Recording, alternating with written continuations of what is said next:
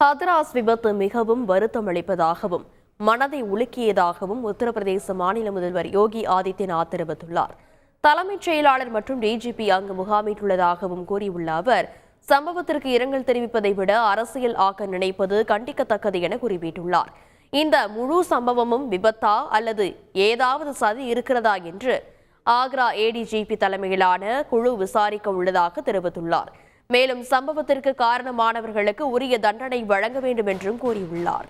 உத்தரப்பிரதேசத்தில் 120க்கும் மேற்பட்டோர் உயிரிழந்த சம்பவத்தில் மத்திய அரசு அனைத்து உதவிகளையும் செய்யும் என மத்திய உள்துறை அமைச்சர் அமித்ஷா உறுதியளித்துள்ளார்.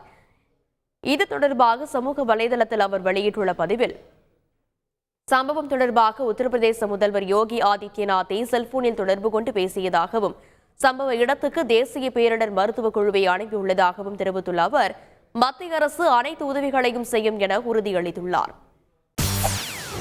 செய்திகளை உடனுக்குடன் தெரிந்து கொள்ள உடனே சப்ஸ்கிரைப் பண்ணுங்க.